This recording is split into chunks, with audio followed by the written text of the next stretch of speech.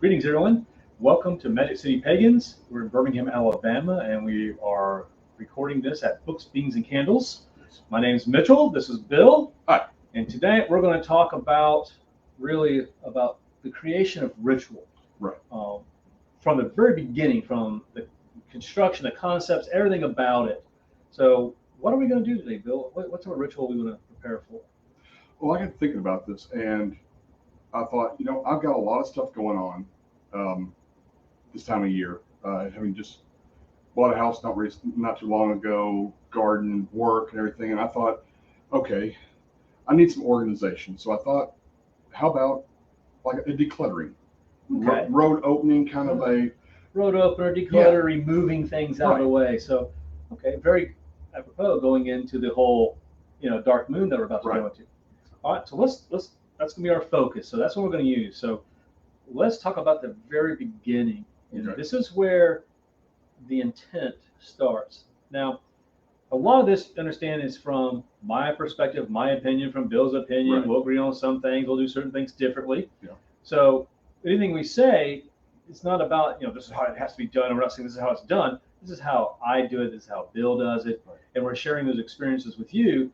So maybe give you an idea, or maybe just think about something. Right. So in this case, let's talk about just the intent. Mm-hmm. Often you hear intent's everything. Well, in my opinion, I disagree with that. I think intent's important, and it's the initial aspect. But if there's no energy behind it, then really it's just talking. It's sort of like, I want to win the lottery. Right. Now, obviously, a lot of people win the lottery, so it's probably the best example. But the idea is, I can say certain things, and it's not going to manifest that into being unless I start putting the energy behind it, the work behind it. Right. It's merely a thought. It's merely a thought. We say things all the time. Right. Sometimes don't say anything negative. Well, I don't think that's necessarily going to cause it to happen. Now, if I'm putting a lot of thought and energy and time behind that negativity, that's where we start getting, in my opinion, the trouble. Right. That's where you start building the case for intent being, having a little more speed behind it. Right. There's that manifestation of Right. it. To manifest something takes effort, it takes energy, it takes work. Right. So, otherwise, this world would be a freaking chaos more than it already is. Right. All right. So, we have this idea now. We have this ritual concept in our head. Right. So now we got to move it from the conceptual to the actual, hey, let's get this moving. Right. So now we got to sit back and go, okay, what do I need? Because, there's extra supplies, you have a spot to do it in. When am I going to do this? All these things. So what I like to do is I like to start with tackling the wind first, because I'm fortunate in that I have a place to do these to do rituals. So I start with the wind first, and I am someone who goes by moon cycles. And as you mentioned a minute ago, the dark moon's coming up. It's on Tuesday the 28th. Right. So I'm like, okay, well, it's a Tuesday. Well, I am a big fan of correlations and things that are connected. So being that it's a Tuesday, in my practice, I go, oh, that's Mars. associated with Mars. Right. Well, that's kind of good for what I want to do, because Mars is all about the fire and the energy and the impact in it. It's not a slow moving thing. It's red, and it's not a soft pink. It's a get it done. But it also lends to stability. When you look at the archangels, or the Olympic spirits for Mars, which is Phallic, Right. and yes, to get it done, but it's also about creating stability. So this organization will make things more stable. Definitely a transformation. Absolutely. Going from a more chaotic to a more stable position. You're going to use that fire energy, if you want to put it that way, into getting that movement, getting that momentum, getting myself motivated. Maybe I'm having a hard time with that. So these obstacles, maybe maybe am I being distracted? Or I'm allowing myself to be distracted. Right. So I'm going to do this ritual to help focus me into the direction that I need to go and do this. So that's that road opener, that clearing the path, burning away the things that we no longer need, so I can help. And that's another thing. burning away things we don't need. Maybe I just got too much stuff. Maybe I got too many things, too many fires in the iron. Iron in the fires. Or prioritizing the wrong things, putting too much focus on something that's trivial and not enough focus on things that actually need to get done. Which often we do because maybe we don't want to do those other things because there's going to be some conflict or something that we're not so sure about. So we allow ourselves to get distracted by doing other things that are less, definitely more trivial. And for me, it's more of a thing of I've got a whole lot of things that are going to require time, but it's which one do I need to get done first? What should I, how can I line them up to make the best use of my time? Right, more efficiency. More efficiency. Okay, so we've pretty much established the when, and I'm like, okay, so now the where. Right, so let's just say we have a spot in our backyard, perhaps, and we have an area we like to do things at. Okay. So, here we're going to go in and we're going to create our sacred space. Okay. Now, there's obviously many different ways to do this. Yeah. I think Bill likes to cleanse everything first. Yes. I like to get everything neat and tiny, but then when I put everything in there, then I'm going to sage it and cleanse it. Either or. Right. So how you want to do it. That's a personal preference kind of thing. We're getting to point B. This, not through the same path, but we're both getting to the objective. Right. So it's how you want to do it is how you want to do it. But let's talk about that circle. Okay. And I think often people, when you're drawing your circle, whether it's in a physical form or you mentally see it, you create that in your mind's eye, if you want to use that term. This is not, you got to have the right mindset. It's got to be, what are we doing? Why am I doing this? Do I see it forming? Because if you don't do that, then you're just making art. Right. I made a nice circle. You made a nice round drawing. Yeah, difference between crafts and witchcraft. If we get together and we're making different things and we're having a conversation about what we did today or what's happening, we're just doing crafts. Right. Witchcraft takes focus. Yes. It takes that energy, applying it. Why am I doing this? Those thoughts, pushing that into everything you do. Right. Right. So that circle is an liminal barrier. Yes. It's a cone. We want to harness the energy. We want to leave the mundane and into the ethereal. I think a lot of people, and this is my opinion, I think that a lot of people think that the circle is merely a thin line. That is, and that's it. But Cunningham gave a great example. Yeah. Vincent did a great example as well about it going above and below you. And I like the example that you gave of that's the reason wizard hats were pointed. That's the reason dunce caps are pointed. It's a cone of focus. It is to focus that energy to a point that it can then be dispersed. Yeah. So think about if you're standing on the ground and your circle is around you, you are at the base of that cone, and everything that you got is focusing upwards to then go outwards. Exactly. And when you have that liminal barrier, the idea is that you're not taking the mundane with you. Right. That we've entered this space, we've entered this sacred, this magical space that we've created. Now, of course, we have our setups, and we got to decide now also, are we going to call it quarters? Right. Some don't have to. Nope. But are we going to use that aid? Are we going to call deities? And I was thinking, because when I thought of this, the imagery that came to my head when I was writing this stuff down was of dragons, and because I'm a huge fan of Chumley, because I'm a huge fan of the way that he does things, and using that kind of thought process for calling, I would call the quarters in a style of dragons, but I would not be calling deities. I would focus this on the majority of my own. And it's interesting because we're sort of falling in between. Let's use the term just for the sake of simplicity. High magic calling in higher powers. Right. Low magic, we're doing it. Right. It's our will. That's it. So if we're calling on deities to help, we say high magic, we're not doing it. But are we calling in these quarters, these dragons, to aid us, or are we just calling on that type of energy to apply it through ourselves to make it happen? I would be doing it for the mental picture to help my focus and help me see the transformation. It is the imagery that is brought forth to my mind when I think of those directional aspects. So, we have our directions, so we're calling directions. Yes. All right. Call in directions. All right, so we got our circle. Yep. Are we going to have a cauldron in the middle or anything like that? So we can do our spell work? Are we going to burn our spell work? How are we going to do that aspect of it? Well, I had thought, okay, so this is Tuesday, Mars is fire. So I thought, okay, I would like to have a cauldron so that I can see my spell work and burn it. So I thought, okay, how would I do that? Well, the easiest way for me to do that would be to have an altar in my circle, Okay. have a cauldron set up with supplies needed for firing, and I want to use a bay leaf. One, it's good. It's good. It's easy to, they burn fairly easy, and write my spell work or my sigil work on that bay leaf, and then burn it in the cauldron and release the energy that way.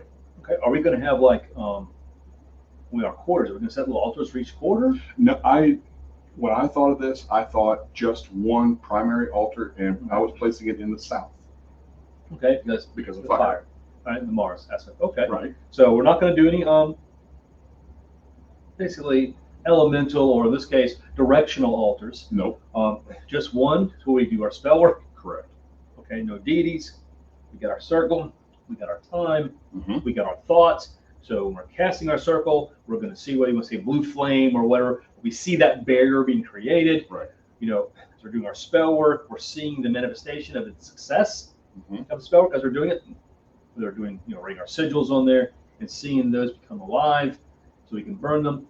All right. So, we've already cleansed, or we haven't cleansed, we're about to cleanse. Right. These are obviously different ways to do it. We're going to cleanse everything now, create that neutral ground, cast the circle. And also, as far as like the spell work, it's been in your mind. It's been in the mind since, you've been thinking about getting all you're this working stuff. already. You're working on it. I would want to finish the spell and do my sigil work inside my circle. Okay. So that I'm there, I'm focused. I got the cauldron in front of me. The flames going, and I'm in this sacred space, so that I'm focusing all that energy inside, because it can't get out of that circle. So it's just getting more and more intense. And when I thought of decluttering, the thing that come to my mind was a vacuum cleaner. That's just what popped into my head. So Decluttering, yeah. when I actually did the sigil work for this, I made the sigil work into a vacuum cleaner. So just another reinforcement, and for me, a visual of seeing this go and be gone. I would want to add things like incense and candles. Are we going to elemental candles, or are we just going to sort of leave the elements, or the directions, because we're not really doing elements here. We're doing the directions, the 4 cardinal points, and are we doing, just going to have that one altar, but the candle, what we're going to use? One candle dressed with oils for organization, Okay. as well as incense for organization, to be burning in the cauldron while I'm working on the spell. Okay. And like I said, a red candle because it's Mars, and I would use a chime candle because it's something that's going to burn within 20 to 30 minutes. And so I would probably light that candle as soon as I got in there when I began working on my spell. So let's do a little recap. So we just, because again, this is just how we would do it. This is just one way to do it. Absolutely. So we've thought what we created, what we want to do. We created what we're going to do. Mm-hmm. We get that idea. So we're going to start working on that before we ever even create the circle. Absolutely. We know the time. Mm-hmm. We know the space. Yes. So either cleanse now, Mm-hmm. no big deal. Draw the circle out, put the cauldron in, get everything in there, then sage. Now you can sage, you can purify, you can use bell, sound, Right. a whisk. I actually had thought whisk because you burn the ends. Or boror, Boror. lots of things, lots of different ways to do it. So Right. whatever is your fancy, how you cleanse, Palo Santo, whatever, Right. cedar, this. So we can cleanse, you cleanse yourself. Then of course you're going to cast the circle now. Correct. Because you got everything set. Yeah. You got your paper because you're going to do that sigil work there. Yep. So we've not created the sigil work, but we have the idea in our head. Right. Okay, I'm going to do this. I got this. This is the vibe I'm getting. Of course, that may change within the circle because that's what the idea. To manifest that power, harnessing it. So we have the intent, coming in with it to help manifest it. So now we've saged, we've cleansed. So now we're going to call the quarters, right? Right. And there's a technique we call blending. Mm-hmm. Especially works well if there's not 4 people. If Yep. there's just one of you or 2. Right. And the way it works is you start in direction, and I think, Bill, you want to start in the fire because the Mars. Right. Starting in the south. So we're going to start in the south, and we're going to move. I would move counterclockwise. Counterclockwise, because you're right. You're going to move it. So he's I going would to go go south, east, north, and finish in the west. Right. So there's your air. In this case, we're going to use the Golden Dawn: air, earth, water, Right. and fire being what we started with, technically ending with. So you never stop calling. You're going to start with one, and you move into the other, and in between, it's sort of like I'm taking the fire and the air and merging those together, and then having the air. Can you give you an example? Go ahead. It would sound something like, I call forth the dragon of the south, the red dragon, the fire, burning away the things that do not suit me, that are prohibiting me from my best intent and organization. Let that fire build as it grows, I can feel the wind from the yellow dragon of the east, his large breaths of air coming to me, fueling that fire, helping things to engulf and inflame, surrounding everything that is causing my disorganization. As this fire builds on the stability of the green dragon of the north, giving me a level playing field that will soon be a clean slate, washed by the blue dragon of the west, the water cleansing, putting out the fire because now I am organized. Very nice. Something like that. So basically you're just blending it, how one affects the other, Right. and moves around and around. So now the quarters have been called. Right.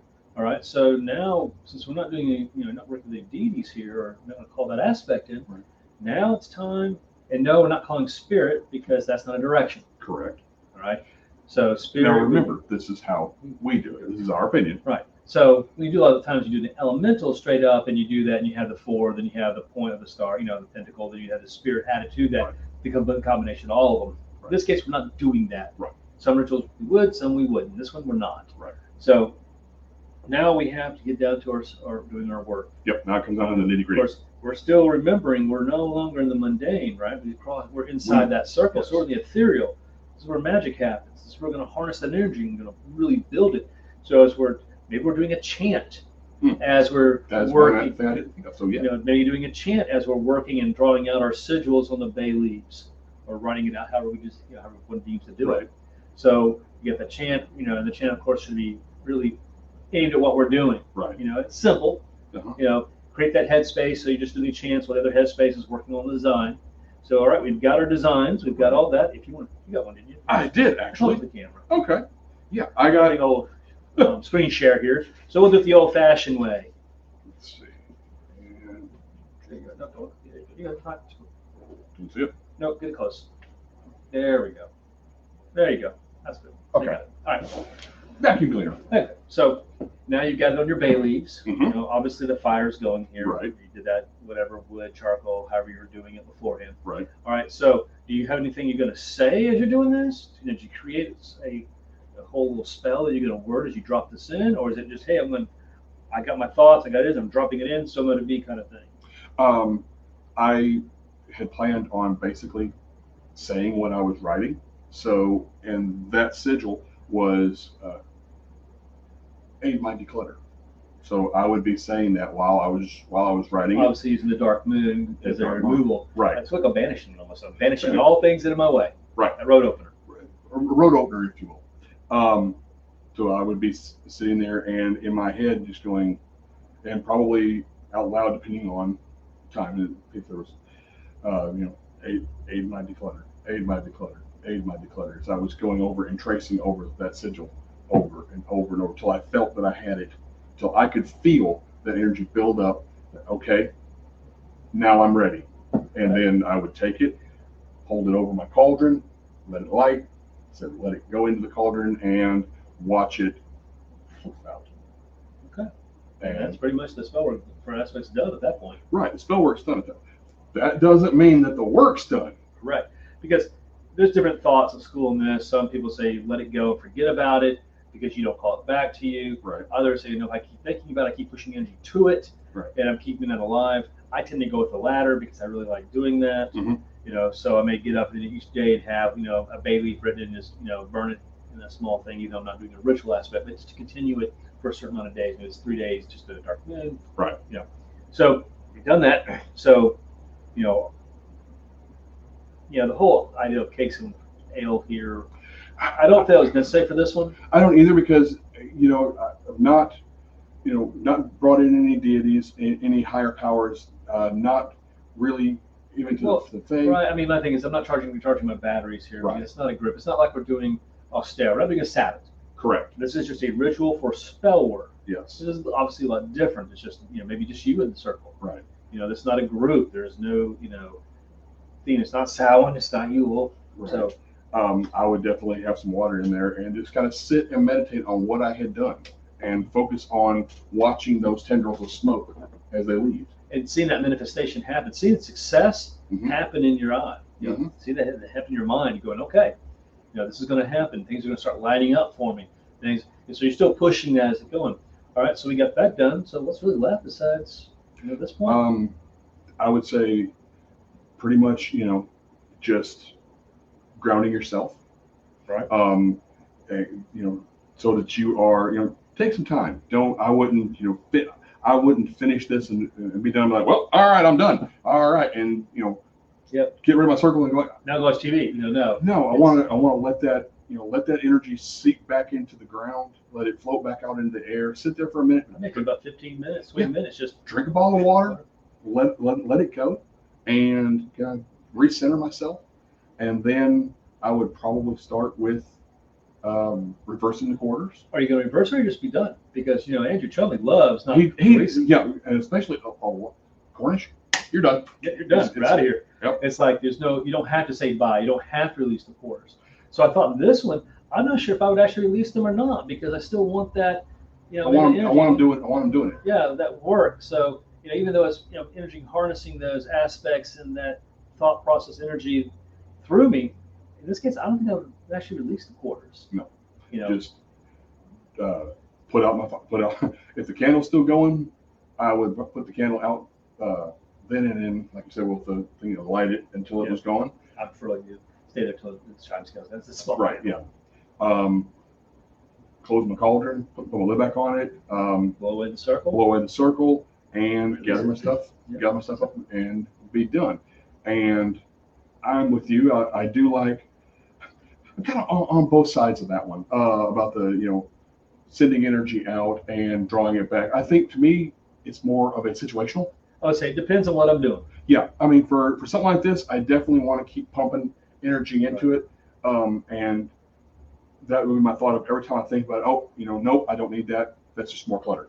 I'm sending more energy out to it. But if it's something where I'm like, I want to get this job and I've done work for that, then I want to let that go and let that stay out there for a minute. Yeah. Even when you're taking, releasing quarters, depending on what I'm doing is whether I release or not. The Sabbaths generally always release. Yes. I necessarily don't have to do a ritual for spell work. Right. All right. So that was just in this case, we were doing a more elaborate thing and creating that sacred space and creating a ritual for the spell work. You don't have to. You don't have to do a circle at all. You can just do the physical part there. But in this case, we were trying to just do, hey, let's do it on a ritual. And we didn't want to do it on prosperity. We didn't want to do protection. We didn't want to do it on health. Because so many of us always do those. Yeah. We wanted to give something a little bit different, something a little different flavor to it. And I think a lot of folks may be like, hey, how exactly do I go about, you guys talk about doing rituals all the time. How do I go about setting one up? And just do that basic creation. Yeah, basic creation of the building blocks of a ritual. I guess the big thing is, obviously timing is important, but having your space, having an area, and you may be limited to where you can do it. It may have to be inside. You may have an apartment. Right. A lot of different ways to create and do those things. Yes. That don't require, a lot of, shall we say, reconstructive demolition in your home. Right. A lot of different ways we can do things that will fit. Now, just like the intent and just like the manifestation, it can't be, oh, I said it, I'm done. Right. Witchcraft, it takes work. Right. It takes effort. And that's the point. It's follow through with your intentions. You just did a ritual on decluttering. This is not the time to go out and purchase a whole bunch of crap that's just going to sit around your house, or line yourself up a whole bunch of projects that you're never going to finish. Yeah. That's you're putting blocks in your own way. Right. Which is, so listen to what you just did. Yes. So help me with that. So that's it, guys. That's pretty much it. That's it. It's a simple one. Yeah. And thanks for joining us. Absolutely. My name is Mitchell. I'm Bill. And this is Magic City Pagans. We do this once a month. It's Right. been going on for 20 plus years now. Right. So we're just now getting to the point where we've done them online, but we're expanding it with the aid of Skeleton Key and all that. So we really appreciate their doing this for us and helping us expand our audience. The audience. We used to do this in person, but with the whole COVID thing, I'm not sure if we're going to go back to that because we really started this one little podcast. But, and this way, you can watch it whenever you want to. Right. You know, if you don't happen to catch it when it's on Facebook Live or when it's when it's going or whatever, you can watch it when you get time and pause. You got anything coming up here at the shop? Well, at the shop, yeah, we got the Psychic Fair coming up in September. So Nice. This way. Well, not that far away. No, very well. Got Ellen Dugan coming in. So she's going to teach a class She's on Friday night. Yes. I think it's really good, cool. It's traditional witchcraft in the modern times. Interesting. And how do you bring that and work with what we have today? How to bring tradition into the 21st century? Yeah. Okay. So it's really going to be a good class, and explaining that what roles do people we need. Right. Yeah. Not everybody can be a high priest. No. We need all these other things, people doing these other things. So, just aiding the community and things like that. So it's going to be really a class. Of course, she's also doing readings during the Psychic Fair, which is going to be that Saturday, the 24th. Right. So you can always find us. You go to our website. You can always bring up and just check. Yeah. It'll be on there. And I will say on the website, it's HHTP. It's not an S on that, so it's not secured.